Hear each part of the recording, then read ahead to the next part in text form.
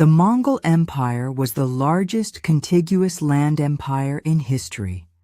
It stretched from Mongolia to southern China and all the way to Eastern Europe. The vast empire connected the East and West and brought unification to the land. It established widespread trade, introduced new technology, and allowed religious freedom throughout the land. This is the story of how one man and a handful of nomadic tribes conquered the world. The Mongols were pastoral nomads of the Asian steppe. They herded sheep, goats, horses, camels, and yaks. These tribes moved around Mongolia depending on the seasons. They lived in temporary camps that were constructed with felt tents. Mongolia is a harsh land. To combat this, the Mongols wore warm, durable clothes. Sheep's wool and animal hides were used to construct these clothes. The Mongols ate a mostly dairy-based diet with cheese, yogurt, butter, and dried milk curds. A mildly alcoholic drink, kumis, was made from mare's milk, which was often drunk. To access vegetables, fruit, and meat, they relied on hunting and gathering. Gathering meat on the steppe was a challenge. Archers would often have to rely on the speed of their horses and the accuracy of their shot to bring home meat. This taught Mongol men to become proficient mounted archers. Women tended to animals and the home life. They had more rights than most other Asian cultures and could own their own property. Several women even ruled as regents in the spells between the reigns of the great Khans. The Mongols had no sacred texts or particular ceremonies. Rather, their religion was based upon animism, ancestor worship, and shamanism. Instances of natural phenomena like storms and earthquakes were considered to be evidence of these gods. Geographical sites such as mountains were also worshipped. Shamans were thought to be able to put people in a trance. This way, their patients could travel throughout the world and discover teachings. The Mongol people were also very welcoming of other religions. Mongol tribes were used to a tough life. They were very mobile and well-trained horsemen and archers. They could endure long, complex campaigns and easily cover vast amounts of terrain. These key aspects allowed them to perform well in combat and endure a long, drawn-out conflict. Mongol women were also a key aspect to the success of the war machine. They moved the camps and took care of their husbands while at camp. Though all these elements were present, the Mongols never were fearsome conquerors, until one man changed everything. This man was Genghis Khan. In 1162 CE, Genghis Khan was born. His name was originally Temujin, and he wouldn't be known as Genghis Khan until much later in his life. Though he was born into nobility, his life was very hard. He was arranged to be married as a child, but this plan would fall through when his father was poisoned. Upon learning this, he attempted to claim his position as chief, but his tribe abandoned him. The next several years would be very hard for Temujin and his family. He and his 3 brothers often fought over who was the dominant male. His half-brother, Begter, began to exercise his power and attempted to claim Temujin's small mass. Temujin's rage eventually erupted, and he and his brother Khasar killed Begter during a hunting expedition. In a raid in 1177, Temujin was captured by his father's former allies and enslaved. He would later escape and earn himself a reputation for it. 3 friends would join his tribe, Jelme, Boorchu, and Subutai. They would later become some of his greatest generals.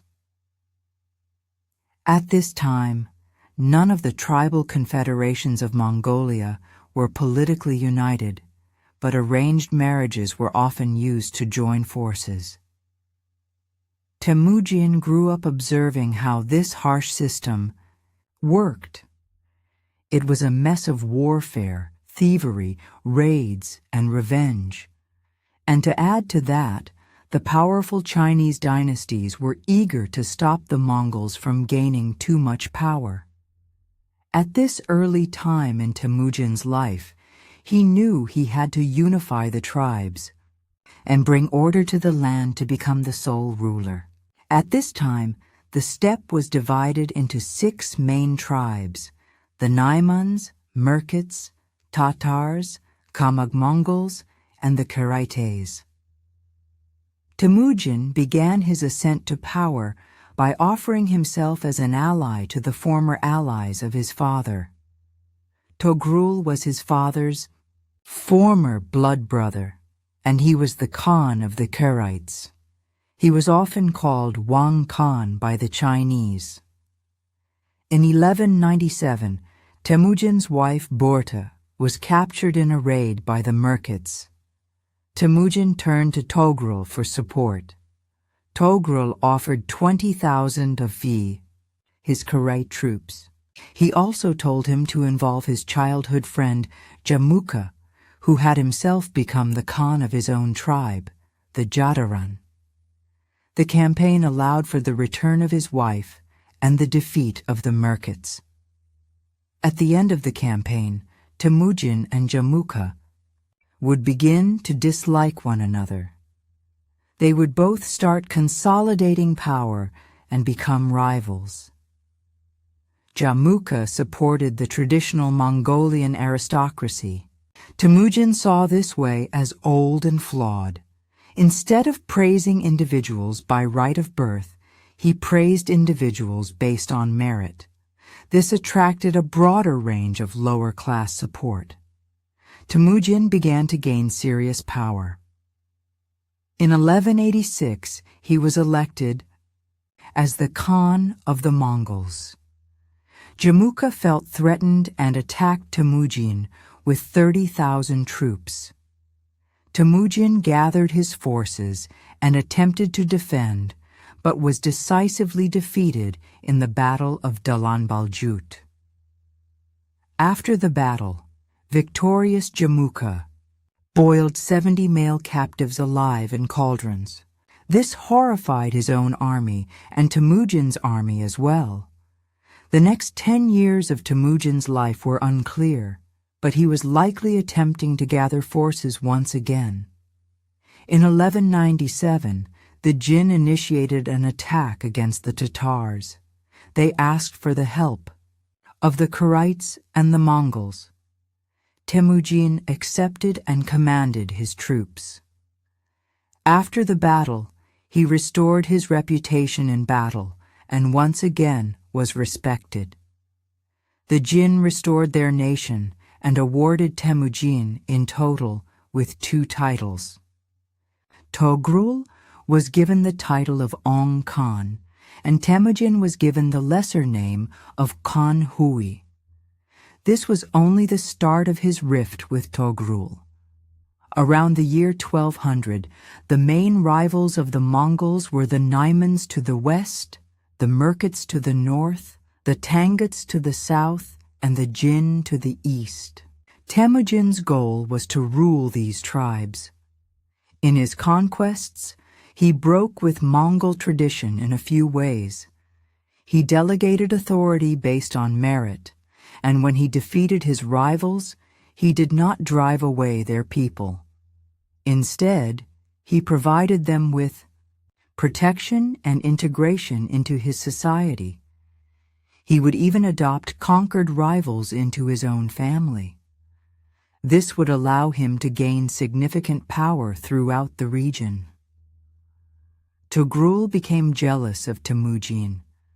Temujin allegedly saved Togrul's life on many occasions and respected his power. Togrul's son plotted to kill Temujin and made his father dislike him.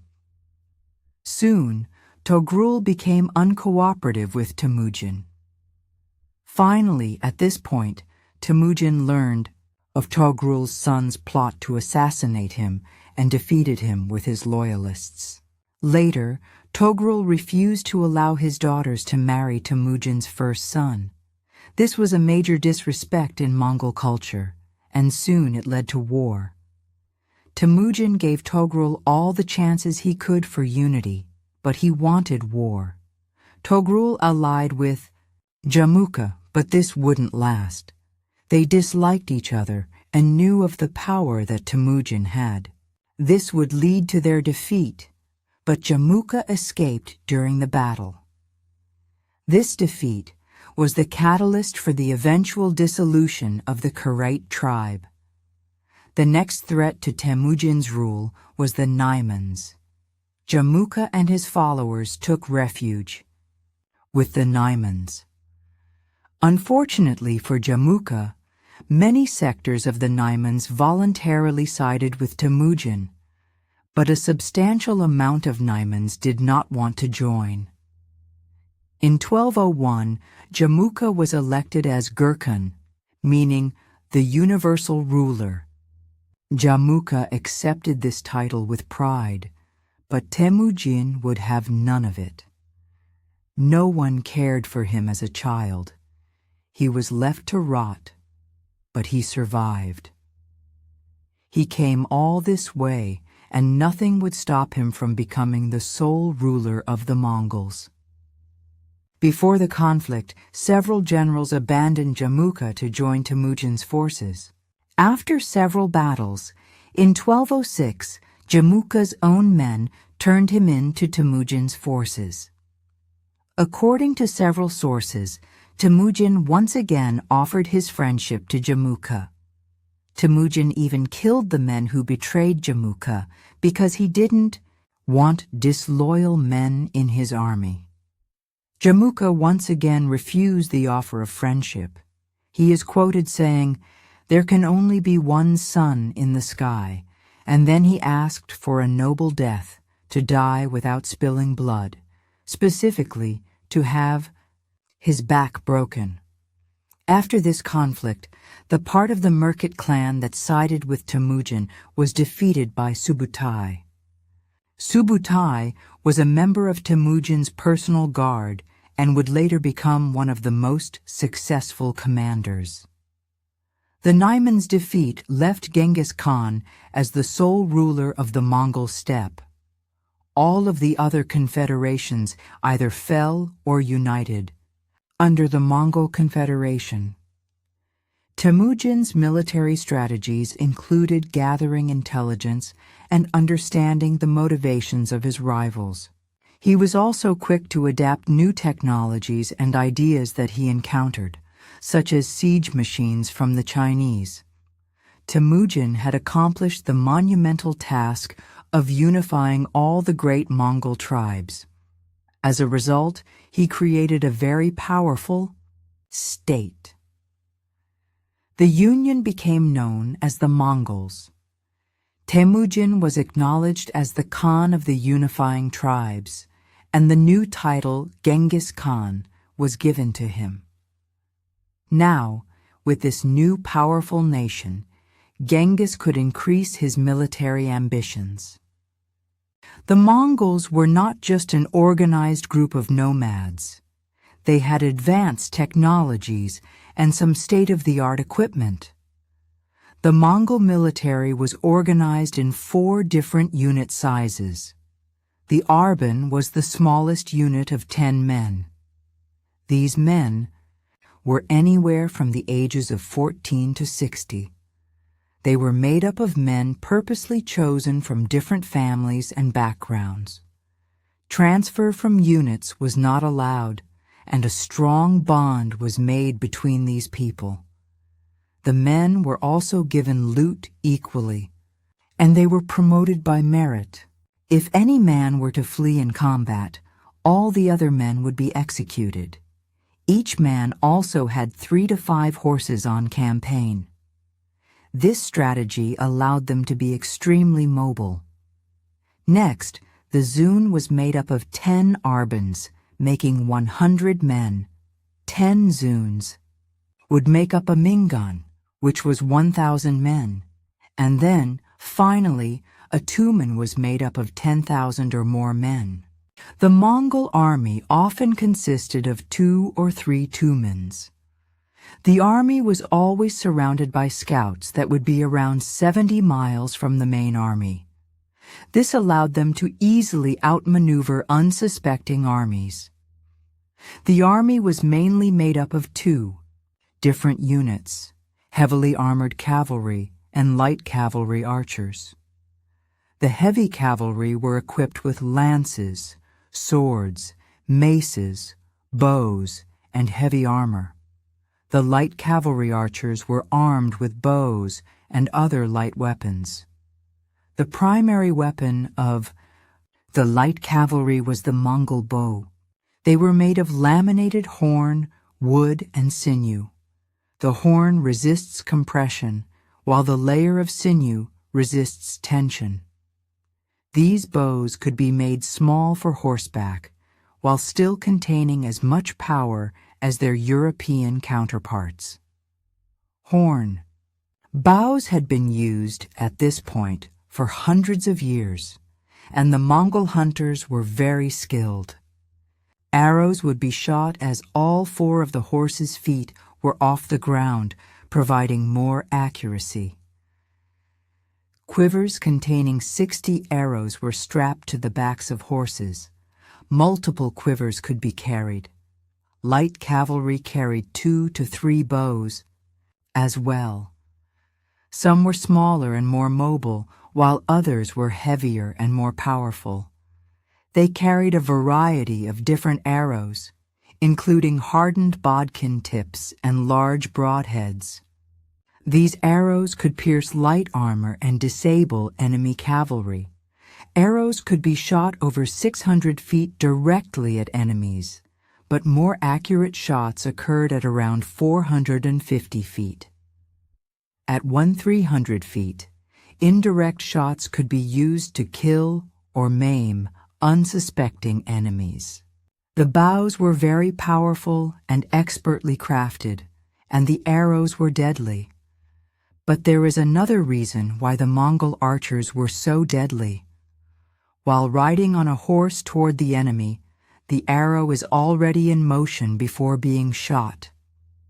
If the horse was moving at 30 miles per hour, that energy is translated directly into the arrow. Mongol bows shot about 160 feet per second on average, but with the horse's momentum, it could shoot faster. Data on this topic is unknown. In comparison, the powerful English longbow shot about 170 feet per second. With the arrow already in motion and a shot being placed, it could be much more deadly than a European longbow. Mongols also favored a particular style of sword. They used a slightly curved scimitar, suitable for slashing and thrusts. Its blade was 2.5 feet long, and the whole weapon was 3 feet in total. Cavalry was favored, but ground troops were still used, especially ground auxiliaries from conquered nations. In battle, the Mongol horde would seem to have no strategy. The heavy cavalry would attack first, meeting the enemy head-on and nearly encircling the army. But there would always be a path left open for the enemy to flee. The light cavalry would then support the other troops by launching deadly volleys of arrows. Even if the enemy was in heavy armor, these arrows could pick off some of the troops and harass others. Heavily armored enemies were a problem for the Mongols, but they usually just harassed them until they fled. Their goal was usually to break the ranks of their enemies rather than breaking them with pure force. Sometimes they would harass their foes for days before the army inevitably fled. Once they broke rank, they would be easily picked off by arrow volleys and charges. Another great strength of the Mongol army was its ability to adapt. The army was quick to adopt new technology, including siege machines and gunpowder. This allowed them to take on highly skilled armies without having to suffer many casualties. To the west of the Mongols was the Western Xia, and to the southeast was the Jin. Genghis did not like these powerful nations next door to his empire. A new war was inevitable. He decided he would go to war with the weaker Xia Empire first. His fear was that the Jin would side with the Xia and in turn create a vast force capable of destroying the Mongols. But because of his advanced spy networks, he correctly guessed that the Xia would underestimate his forces and not side with the Jin. Genghis organized his people, army, and state. They were already highly mobile and capable of withstanding long campaigns. A large problem in warfare, especially in the Middle Ages, is how to feed a large army. Most armies needed large amounts of food to be brought in to sustain the soldiers. The Mongol army, however, was made up of nomadic hunters and gatherers.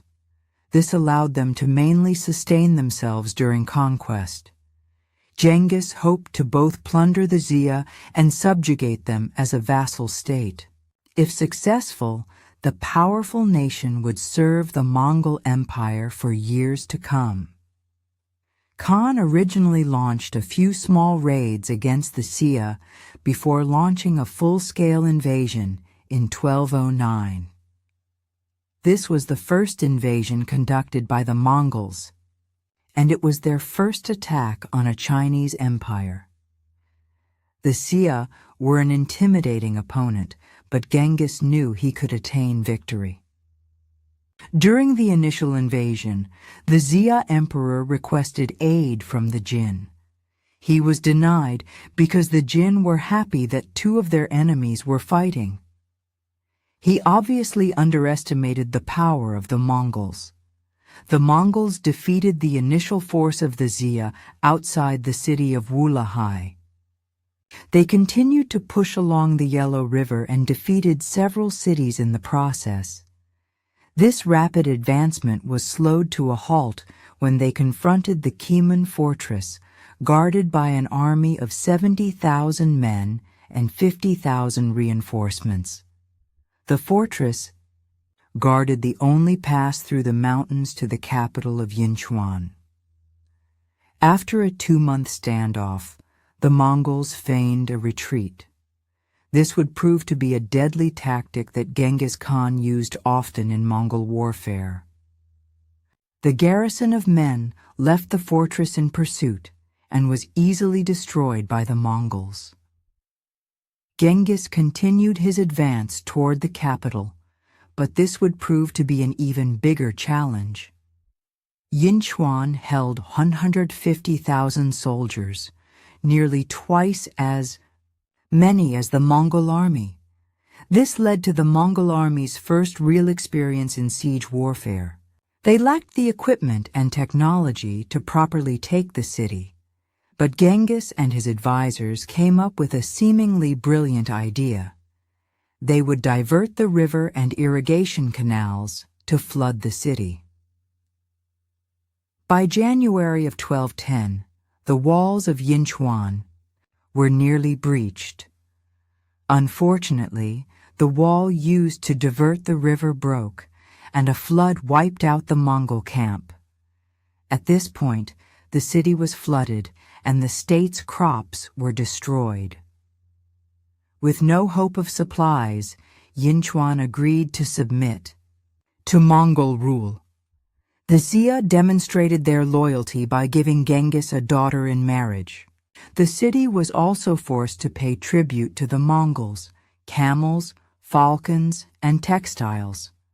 This victory was very significant and allowed Genghis Khan to gain control over the Xia. But a new enemy lay just to the south, the Jin dynasty.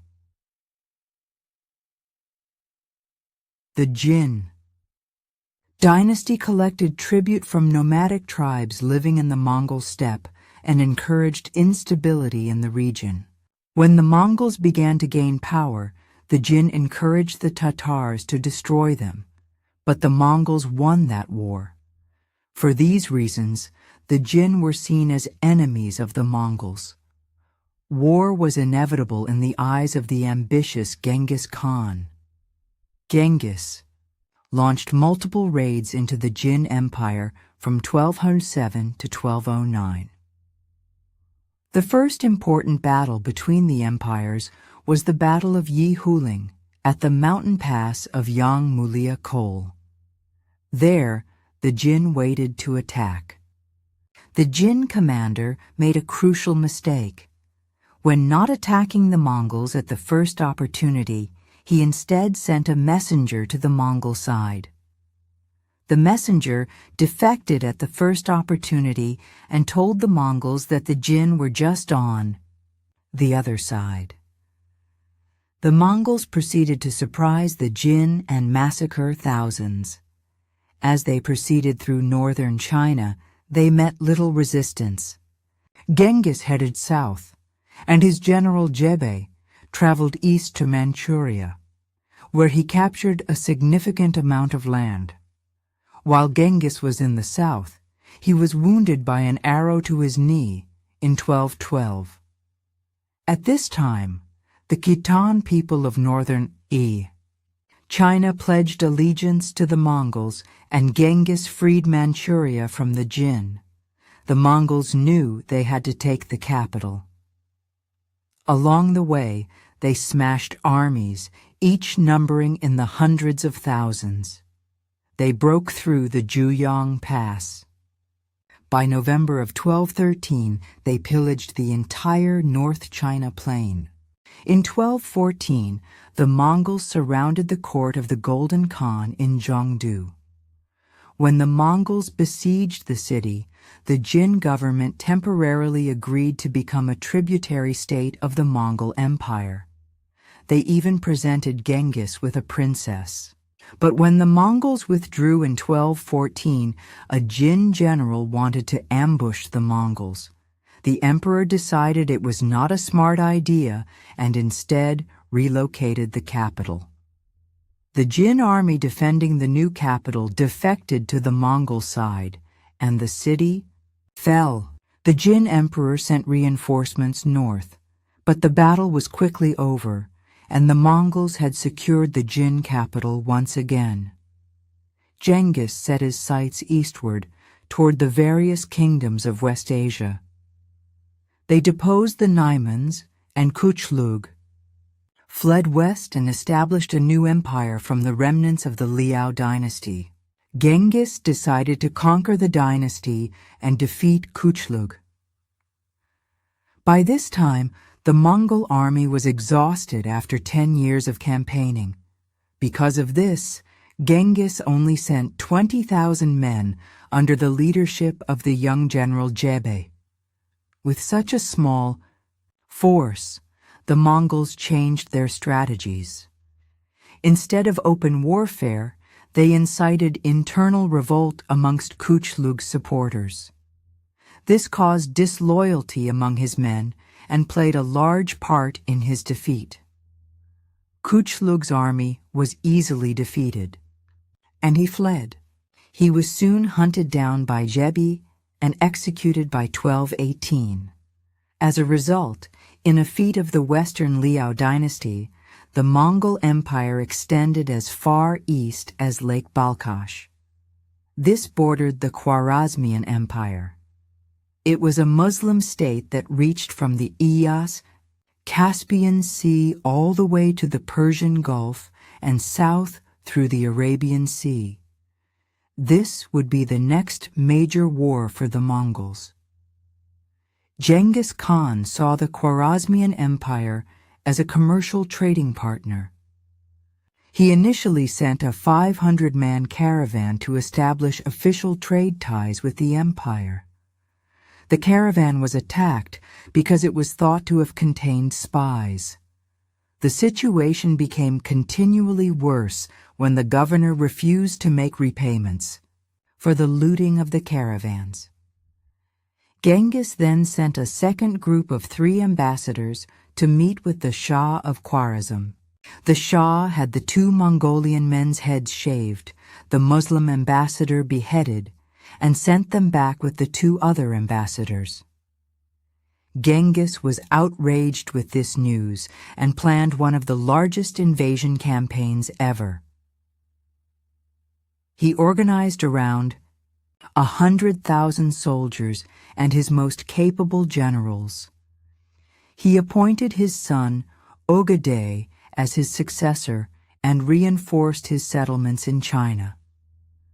The army crossed the Tian Shan Mountains and entered the empire. After compiling intelligence from many sources, Genghis carefully prepared his army. He divided it into 3 divisions. His son Yochi led the 1st division into the northeast of Khwarezm. The 2nd division, under Jebe, marched secretly to the southeast of Khwarezm.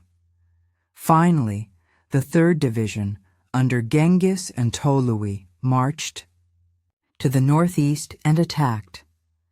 The Shah knew little of Mongol strategy and spread out his army through various cities.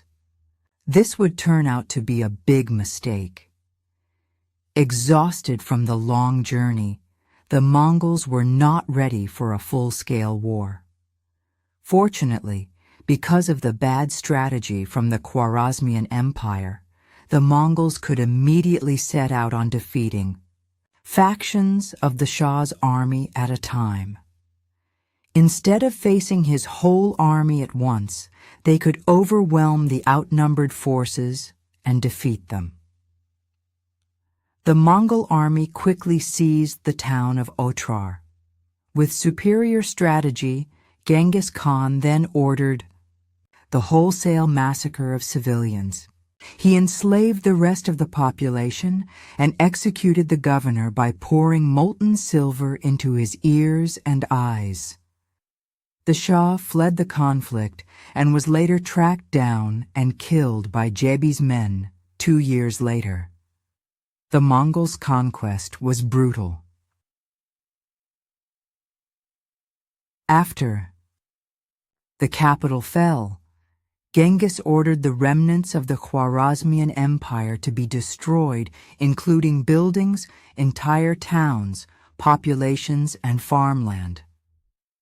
When the last men defending the capital surrendered, Genghis beheaded every one of them and had their skulls stacked in a pyramid.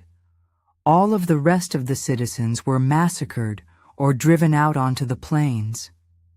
Young men who had not fought in the war were drafted into the Mongolian army, and the rest of the population went into slavery. At this time, the wealthy trading city of Urgench was still in the hands of Khwarezmian forces. The assault on the city was the most difficult battle of the Mongol invasion. The defenders put up a stout defense, and the Mongols had to fight for every block of the city. Mongolian casualties were higher than normal due to the difficulty of adapting to city fighting. Artisans were sent back to Mongolia, while young women and children were given to the Mongol soldiers. A Persian scholar stated that 50,000 Mongol soldiers were given the task to kill 24 Urgench citizens each. An estimated 1.2 million people were killed. This was one of the bloodiest massacres in human history, and it was all because the emperor decided it would be a good idea to kill Genghis Khan's ambassadors. Never kill Genghis Khan's ambassadors. After The defeat of the Khwarezmian Empire, Genghis gathered his forces in Persia and Armenia to return to the Mongol steppes. The army then split into two forces. Genghis led the main army on a raid through Afghanistan and northern India towards Mongolia.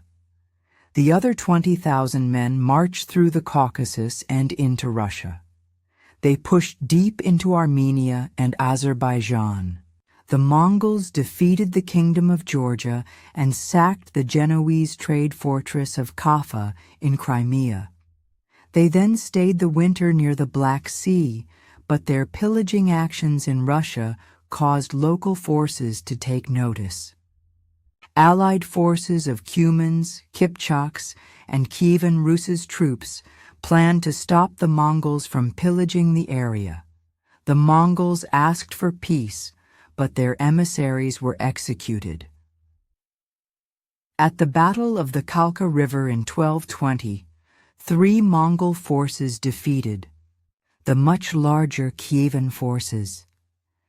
Historical accounts from this time are few and far between, but the Mongols defeated the Russian forces, and the Russians eventually asked for peace. The Mongol general agreed but decided the Russian princes should be put to death. A large wooden platform was constructed on which Subutai ate his meals. Then, the 6 princes were put under the platform and crushed to death. During this time spent in Eastern Europe, the Mongols learned a lot about the forces and cultures there, which allowed them to plan future wars. Genghis called Subutai back to Mongolia, and Jebi died on the road back to Mongolia in 1225. These invasions added Transoxiana and Khwarezm to an already formidable empire. Upon returning to Mongolia, the Mongols found that the Jin and Western Xia had formed a coalition to resist Mongol rule. They figured the campaign against the Khwarezmian Empire would allow them to defeat any forces left in Mongolia. Immediately after returning to Asia, Genghis began a retaliatory attack on their forces. Their forces were quickly defeated, and the Mongols gained control once again over East Asia. Genghis was not happy with the betrayal and ordered the entire imperial family to be executed. This effectively ended the Tangut lineage. At this time, Genghis Khan was 65 years old. He knew his time would come, and he had to make sure his empire didn't fall after he passed. He had a few sons that he thought could rule, but he didn't want them to fight for power. His third son, Ogedei, was appointed as successor. Genghis Khan died in August of 1227. The exact cause of death is unknown, but it has been attributed to illness, falling from his horse, or wounds sustained in hunting or battle. According to some sources, he fell from his horse while hunting. Marco Polo wrote that he died after an infection he received from an arrow during his final campaign. Either way, he was one of the most influential people in history, and his empire would go on to be the largest the world had ever seen. At the time of his death, it was much smaller than it would eventually become. After Genghis's death, his sons took control of power. By the time of his grandson Kublai Khan's death in 1294, the Mongol Empire had fractured into 4 separate empires. This allowed the Han Chinese Ming dynasty to take control in 1368. To the east, Russian princes slowly took control over the former Mongol territory until the Mongols held no power in the region. By the 14th and 15th centuries, the Mongol Empire had finally dissolved. The people of Mongolia returned to their lives on the plains. and other parts of the empire gained independence. To this day, people from Mongolia cherish Genghis Khan, while many other Asian cultures have a deep hatred for him overall. He was a morally brutal person, but accomplished major military victories and founded the largest contiguous empire there ever was. Unfortunately, I couldn't cover the whole of Mongol Empire history because it would just take up too much time. There was a lot of history regarding the Mongols that I might cover in the future. Make sure you like this video, share it, and subscribe to the channel. I have a bunch of other videos that I'm sure you would like if you like this one, so just check out my other videos and I'll see you in the next video.